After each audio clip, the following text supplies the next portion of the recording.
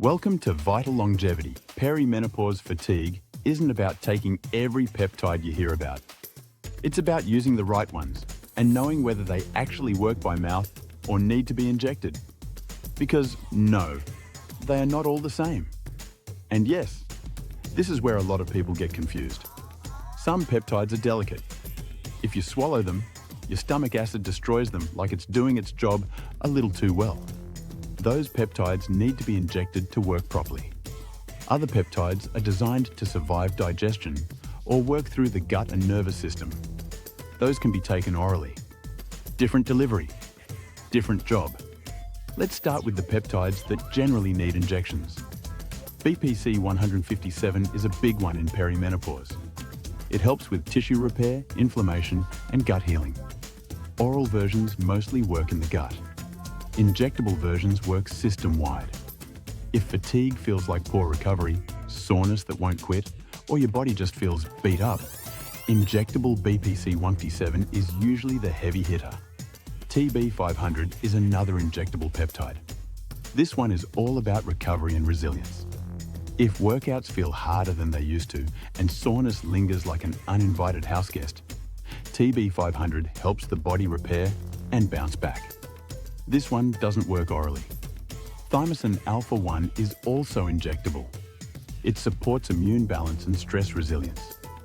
If you feel constantly run down, get sick easily, or feel like your energy is being stolen by low-grade stress or inflammation, this peptide works at a deeper signaling level. And yes, it needs to be injected. Apitelon is another injectable peptide, and it's more about timing than power. It helps reset circadian rhythm and biological signaling. If your sleep, cortisol, and energy all feel out of sync, like your body is living in the wrong time zone, this one can help. Not an oral peptide. Now, let's talk about peptides that can be taken orally and actually make sense that way. DSIP is mostly used for sleep. It helps improve sleep depth, which matters because sleep is when repair happens.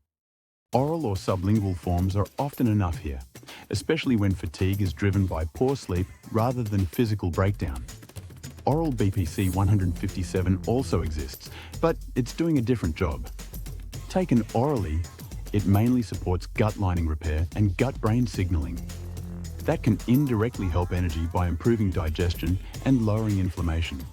But it's not the same as injectable BPC 157 fixing recovery everywhere. There are also oral peptide-based compounds and bioregulators designed to support stress signaling, circadian rhythm, and metabolic balance. These tend to feel gentler and work best when fatigue feels more nervous system-driven than physically exhausting. Here's the simple rule.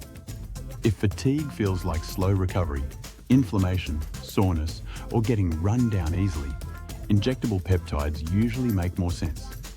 If fatigue feels like poor sleep, stress overload, gut issues, or feeling wired but tired, oral peptides are often the better starting point. The biggest mistake is expecting an oral peptide to feel like an injectable, or jumping straight to injections when sleep and stress are still a mess. Peptides don't give fake energy.